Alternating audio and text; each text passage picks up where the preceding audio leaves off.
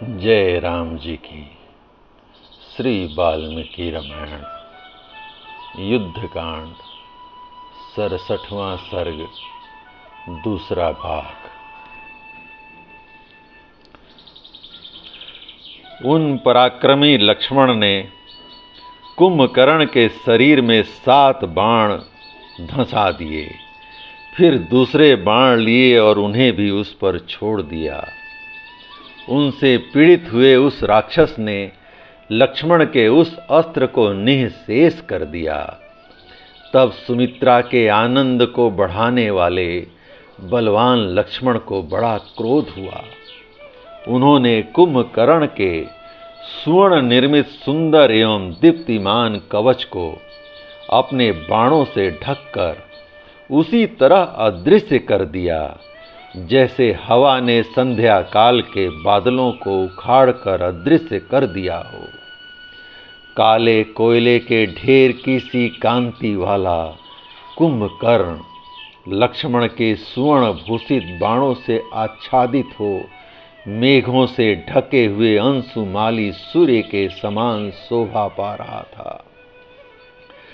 तब उस भयंकर राक्षस ने मेघ की गर्जना के समान गंभीर स्वर से सुमित्रा नंदन लक्ष्मण का तिरस्कार करते हुए कहा, लक्ष्मण, मैं युद्ध में यमराज को भी बिना कष्ट उठाए ही जीत लेने की शक्ति रखता हूँ। तुमने मेरे साथ निर्भय होकर युद्ध करते हुए अपनी अद्भुत वीरता का परिचय दिया है।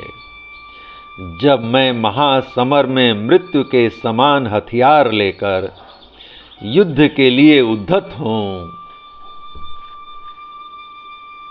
उस समय जो मेरे सामने खड़ा रह जाए वह प्रशंसा का पात्र है।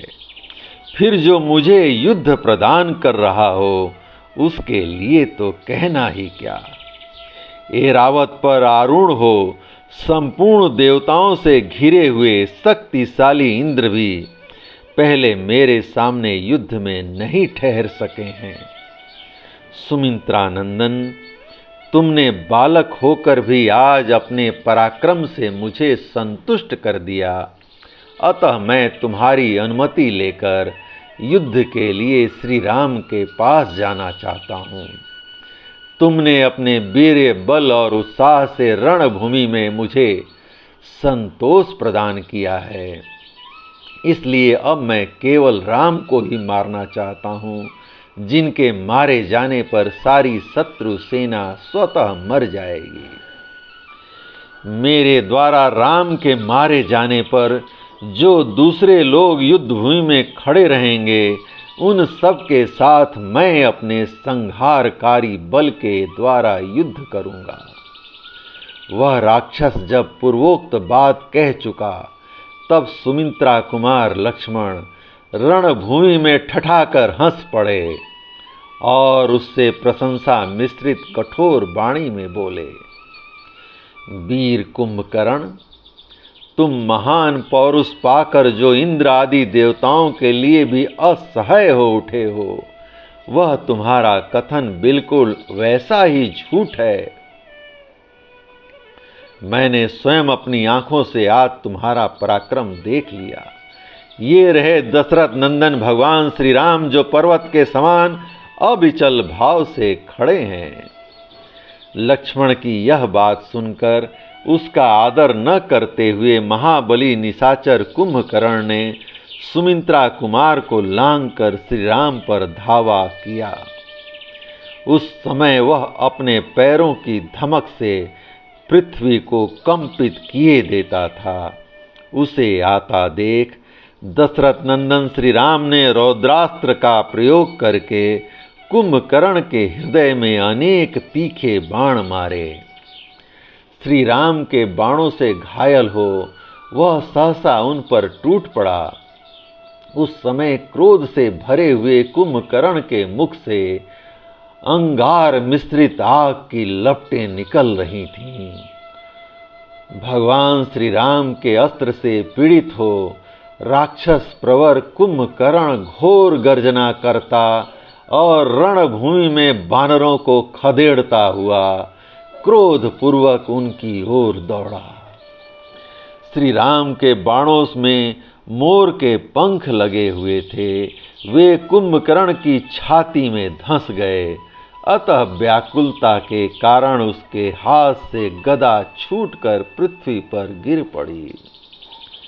इतना ही नहीं, उसके अन्य सब आयुध भी भूमि पर बिखर गए। जब उसने समझ लिया कि अब मेरे पास कोई हथियार नहीं है, तब उस महाबली निशाचर ने दोनों मुक्कों और हाथों से ही बानरों का महान संहार आरंभ किया। बाणों से उसके सारे अंग अत्यंत घायल हो गए थे, इसलिए वह खून से नहा उठा और जैसे पर्वत झरने बहाता है, उसी तरह वह अपनी देह से रक्त की धारा बहाने लगा। वह खून से लथपथ और दुस्सह क्रोध से व्याकुल होकर बानरों, भालुओं तथा राक्षसों को खाता हुआ चारों ओर दौड़ने लगा। इसी बीच में यमराज के समान प्रतीत होने वाले उस बलवान एवं भयानक पराक्रमी निशाचर ने एक भयंकर पर्वत का शिखर उठाया और उसे घुमाकर श्री रामचंद्र जी की ओर लक्ष्य करके चला दिया। जय राम जी की। परंतु श्री राम ने पुनः धनुष का संधान करके सीधे जाने वाले 7 बाण मारकर उस पर्वत शिखर को बीच में ही तोड़ डाला और अपने पास आने नहीं दिया। भरत के बड़े भाई धर्मात्मा श्री राम ने स्वर्ण भूषित विचित्र बाणों द्वारा जब उस महान पर्वत शिखर को काट दिया, उस समय अपनी प्रभा से प्रकाशित सा होते हुए उस मेरु पर्वत के श्रृंग सदृश शिखर ने भूमि पर गिरते गिरते 200 बानरों को धराशायी कर दिया। उस समय धर्मात्मा लक्ष्मण ने, जो कुंभकर्ण के वध के लिए नियुक्त थे, उनके वध की अनेक युक्तियों का विचार करते हुए श्री राम से कहा, राजन, यह राक्षस शोणित की गंध से मतवाला हो गया है, अतः न बानरों को पहचानता है न राक्षसों को। अपने और पराये दोनों ही पक्षों के योद्धाओं को यह खा रहा है। अतः श्रेष्ठ बानर युद्धपतियों में जो प्रधान लोग हैं, वे सब ओर से इसके ऊपर चढ़ जाएं और इसके शरीर पर ही बैठे रहें। ऐसा होने से यह दुर्बुद्धि निशाचर इस समय भारी भार से पीड़ित हो रणभूमि में विचरण करते समय दूसरे बानरों को नहीं मार सकेगा। बुद्धिमान राजकुमार लक्ष्मण की यह बात सुनकर वे महाबली बानर युद्धपति बड़े हर्ष के साथ कुंभकर्ण पर चढ़ गए। बानरों के चढ़ जाने पर कुंभकर्ण अत्यंत कुपित हो उठा और जैसे बिगड़ैल हाथी महावतों को गिरा देता है, उसी प्रकार उसने वेग पूर्वक बानरों को अपनी देह हिलाकर गिरा दिया। उन सब को गिराया गया देख श्री राम ने यह समझ लिया कि कुंभकर्ण रुष्ट हो गया है। फिर वे बड़े वेग से उछलकर उस राक्षस की ओर दौड़े और एक उत्तम धनुष हाथ में उठा लिया। उस समय उनके नेत्र क्रोध से लाल हो रहे थे। वे धीर वीर श्री रघुनाथ जी उसकी ओर इस प्रकार देखने लगे मानो उसे अपनी दृष्टि से दग्ध कर डालेंगे। उन्होंने कुंभकर्ण के बल से पीड़ित समस्त बानर युद्धपतियों का हर्ष बढ़ाते हुए बड़े वेग से उस राक्षस पर धावा किया। सुदृढ़ प्रत्यंचा से संयुक्त सर्प के समान भयंकर और स्वर्ण से जटित होने के कारण विचित्र शोभा से संपन्न उग्र धनुष को हाथ में लेकर श्री राम ने उत्तम तरकस और बाण बांध लिए और बानरों का वानरों को आश्वासन देकर उन्होंने कुंभकर्ण पर बड़े वेग से आक्रमण किया। उस समय अत्यंत दुर्जय वानर समूहों ने उन्हें चारों ओर से घेर रखा था। लक्ष्मण उनके पीछे पीछे चल रहे थे। इस प्रकार वे महाबली वीर श्री राम आगे बढ़े। उन महान बलशाली श्री राम ने देखा महाकाय शत्रु दमन कुंभकर्ण मस्तक पर कीट धारण किए सब ओर धावा कर रहा है। उसके सारे अंग खून से लथपथ हो रहे हैं। वह रोष से भरे हुए दिग्गज की भांति क्रोध पूर्वक वानरों को खोज रहा है और उन सब पर आक्रमण करता है। बहुत से राक्षस उसे घेरे हुए हैं। वह विंध्य और मद्राचल के समान जान पड़ता है। सोने के बाजूबंद उसकी भुजाओं को विभूषित किए हुए हैं तथा वह वर्षा काल में उमड़े हुए जल बरसी मेघ की भांति मुंह से रक्त की वर्षा कर रहा है। जिह्वा के द्वारा रक्त से भीगे हुए जबड़े चाट रहा है और प्रलय काल के संहारकारी यमराज की भांति वानरों की सेना को रौंद रहा है। इस प्रकार प्रज्वलित अग्नि के समान तेजस्वी राक्षस शिरोमणि कुंभकर्ण को देखकर पुरुष प्रवर श्री राम ने तत्काल अपना धनुष खींचा। उनके धनुष की टंकार सुनकर राक्षस श्रेष्ठ कुंभकर्ण कुपित हो उठा और उस टंकार ध्वनि को सहन न करके श्री रघुनाथ जी की ओर दौड़ा। तदंतर जिनकी भुजाएं नागराज वासुकी के समान विशाल और मोटी थीं, उन भगवान श्री राम ने पवन की प्रेरणा से उमड़े हुए मेघ के समान काले और पर्वत के समान ऊंचे शरीर वाले कुंभकर्ण को आक्रमण करते देख रणभूमि में कहा, राक्षस राज आओ, विषाद न करो, मैं धनुष लेकर खड़ा हूँ। मुझे राक्षस वंश का विनाश करने वाला समझो। अब तुम भी दो ही घड़ी में अपनी चेतना खो बैठोगे। यही राम है। यह जानकर वह राक्षस विकृत स्वर में अट्टहास करने लगा और अत्यंत कुपित हो रण क्षेत्र में वानरों को भगाता हुआ उनकी ओर दौड़ा। महातेजस्वी कुंभकर्ण समस्त वानरों के हृदय को विदीर्ण सा करता हुआ विकृत स्वर में जोर जोर से हंसकर मेघ गर्जना के समान गंभीर एवं भयंकर वाणी में श्री रघुनाथ जी से बोला, राम, मुझे विराट कबंध और खर नहीं समझना।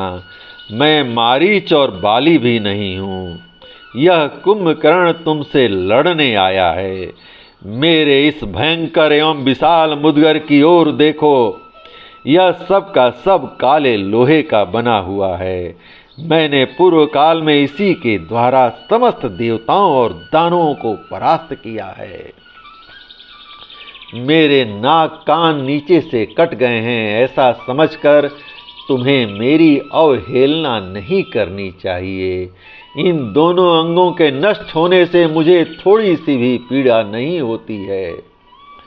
निष्पाप रघुनंदन, तुम इक्ष्वाकु वंश के वीर पुरुष हो, अतः मेरे अंगों पर अपना पराक्रम दिखाओ। तुम्हारे पौरुष एवं बल विक्रम को देख लेने के बाद ही मैं तुम्हें खाऊंगा। कुंभकर्ण की यह बात सुनकर श्री राम ने उसके ऊपर सुंदर पंख वाले बहुत से बाण मारे। वज्र के समान वेग वाले उन बाणों की गहरी चोट खाने पर भी वह देवद्रोही राक्षस न तो क्षुब्ध हुआ और न व्यथित। जिन बाणों से श्रेष्ठ साल वृक्ष काटे गए और वानर राज बाली का वध हुआ, वे ही वज्र के समान बाण उस समय कुंभकर्ण के शरीर को व्यथा नहीं पहुंचा सके। देवराज इंद्र का शत्रु कुंभकर्ण जल की धारा के समान श्री राम की बाण वर्षा को अपने शरीर से पीने लगा और भयंकर वेगशाली मुदगर को चारों ओर से घुमा घुमा कर उनके बाणों के महान वेग को नष्ट करने लगा। तदंतर वह राक्षस देवताओं की विशाल सेना को भयभीत करने वाले और खून से लिपटे हुए उस उग्र वेगशाली मुदगर को घुमा घुमा कर बानरों की वाहिनी को खदेड़ने लगा। यह देख भगवान श्री राम ने वायव्य नामक दूसरे अस्त्र का संधान करके उसे कुंभकर्ण पर चलाया और उसके द्वारा उस निशाचर की मुदगर सहित दाहिनी बाह कट जाने पर वह राक्षस भयानक आवाज में चित्कार करने लगा। श्री रघुनाथ जी के बाण से कटी हुई वह बाह जो पर्वत शिखर के समान जान पड़ती थी, मुदगर के साथ ही बानरों की सेना में गिरी। उसके नीचे दबकर कितने ही बानर सैनिक अपने प्राणों से हाथ धो बैठे। जो अंग भंग होने या मरने से बचे वे खिन्न चित्त हो किनारे जाकर खड़े हो गए। उनके शरीर में बड़ी पीड़ा हो रही थी और वे चुपचाप महाराज श्री राम और राक्षस कुंभकर्ण के घोर संग्राम को देखने लगे। वायव्य शास्त्र से एक बाह कट जाने पर कुंभकर्ण शिखरहीन पर्वत के समान प्रतीत होने लगा। उसने एक ही हाथ से एक ताड़ का वृक्ष उखाड़ा और उसे लेकर रणभूमि में महाराज श्री राम पर धावा किया। तब श्री राम ने एक स्वर्ण भूषित बाण निकालकर उसे इंद्रास्त्र से अभिमंत्रित किया और उसके द्वारा सर्प के समान उठी हुई राक्षस की दूसरी बाह को भी वृक्ष सहित काट गिराया। कुंभकर्ण की वह कटी हुई बाह पर्वत शिखर के समान पृथ्वी पर गिरी और छटपटाने लगी। उसने कितने ही वृक्षों, शैल शिखरों, शिलाओं, बानरों और राक्षसों को भी कुचल डाला। उन दोनों भुजाओं के कट जाने पर वह राक्षस आर्तनाद करता हुआ श्री राम पर टूट पड़ा। उसे आक्रमण करता देख श्री राम ने 2 तीखे अर्धचंद्राकार बाण लेकर उनके द्वारा युद्ध स्थल में उस राक्षस के दोनों पैर उड़ा दिए। उसके दोनों पैर दिशा विदिशा पर्वत की कंदरा, महासागर, लंकापुरी तथा बानरों और राक्षसों की सेनाओं को भी प्रतिध्वनित करते हुए पृथ्वी पर गिर पड़े। दोनों बाहों और पैरों के कट जाने पर उसने सडवानल के समान अपने विकराल मुख को फैलाया और जैसे राहु आकाश में चंद्रमा को ग्रस लेता है, उसी प्रकार वह श्री राम को ग्रसने के लिए भयानक गर्जना करता हुआ उनके ऊपर टूट पड़ा। तब श्री रामचंद्र जी ने स्वर्ण जटित पंख वाले अपने तीखे बाणों से उसका मुंह भर दिया। मुंह भर जाने पर वह बोलने में असमर्थ हो गया और बड़ी कठिनाई से आर्तनाद करके मूर्छित हो गया। इसके बाद भगवान श्री राम ने ब्रह्मदंड तथा विनाशकारी काल के समान भयंकर एवं तीखा बाण जो सूर्य की किरणों के समान उद्दीप्त इंद्रास्त्र से अभिमंत्रित शत्रु नाशक तेजस्वी सूर्य और प्रज्वलित अग्नि के समान दिव्यमान हीरे और स्वर्ण से विभूषित सुंदर पंख से युक्त वायु तथा इंद्र के वज्र और असनी के समान वेगशाली था, हाथ में लिया और उस निशाचर को लक्ष्य करके छोड़ दिया। श्री रघुनाथ जी की भुजाओं से प्रेरित होकर वह बाण अपनी प्रभा से 10 दिशाओं को प्रकाशित करता हुआ इंद्र के वज्र की भांति भयंकर वेग से चला। वह धूम रहित अग्नि के समान भयानक दिखाई देता था। जैसे पूर्व काल में देवराज इंद्र ने वृतासुर का मस्तक काट डाला था, उसी प्रकार उस बाण ने राक्षस राज कुंभकर्ण के महान पर्वत शिखर के समान ऊंचे सुंदर गोलाकार दाढ़ों से युक्त तथा हिलते हुए मनोहर कुंडलों से अलंकृत मस्तक को धड़ से अलग कर दिया। कुंभकर्ण का वह कुंडलों से अलंकृत विशाल मस्तक प्रातः काल सूर्योदय होने पर आकाश के मध्य में विराजमान चंद्रमा की भांति निस्तेज प्रतीत होता था। श्री राम के बाणों से कटा हुआ राक्षस का वह पर्वताकार मस्तक लंका में जा गिरा। उसने अपने धक्के से सड़क के आसपास के कितने ही मकानों, दरवाजों और ऊंचे परकोटों को धराशायी कर दिया। इसी प्रकार उस राक्षस का विशाल धड़, जो हिमालय के समान जान पड़ता था, तत्काल समुद्र के जल में गिर पड़ा और बड़े बड़े ग्राहों, मत्स्यों तथा सांपों को पीसता हुआ पृथ्वी के भीतर समा गया। ब्राह्मणों और देवताओं के शत्रु महाबली कुंभकर्ण के युद्ध में मारे जाने पर पृथ्वी डोलने लगी और पर्वत हिलने लगे और संपूर्ण देवता हर्ष से भरकर तुमुल नाद करने लगे। उस समय आकाश में खड़े हुए देवर्षि, महर्षि, सर्प, देवता, भूतगण, गरुण, गुह्यक, यक्ष और गंधर्वगण श्री राम का पराक्रम देखकर बहुत प्रसन्न हुए। कुंभकर्ण के महान वध से राक्षस राज रावण के मनस्वी बंधुओं को बड़ा दुख हुआ। वे रघुकुल तिलक श्री राम की ओर देखकर उसी तरह उच्च स्वर से रोने और कलपने लगे, जैसे सिंह पर दृष्टि पड़ते ही मतवाले हाथी चित्कार कर उठते हैं। देव समूह को दुख देने वाले कुंभकर्ण का युद्ध में वध करके बानर सेना के बीच में खड़े हुए भगवान श्री राम अंधकार का नाश करके राहु के मुख से छूटे हुए सूर्य देव के समान प्रकाशित हो रहे थे। भयानक बलशाली शत्रु के मारे जाने से बहुसंख्यक बानरों को बड़ी प्रसन्नता हुई। उनके मुख विकसित कमल की भांति हर्ष उल्लास से खिल उठे तथा उन्होंने सफल मनोरथ हुए राजकुमार भगवान श्री राम की भूरी भूरी प्रशंसा की, जो बड़े बड़े युद्धों में कभी पराजित नहीं हुआ था तथा देवताओं की सेना को भी कुचल डालने वाला था। उस महान राक्षस कुंभकर्ण को रणभूमि में मारकर श्री रघुनाथ जी को वैसी ही प्रसन्नता हुई जैसी वृत्तासुर का वध करके देवराज इंद्र को हुई थी। जय राम जी की। इस प्रकार श्री वाल्मीकि निर्मित आर्ष रामायण आदि काव्य के युद्ध कांड का 67वां सर्ग का भाग 2 प्रभु श्री राम की कृपा से पूर्ण हुआ। जय राम जी की।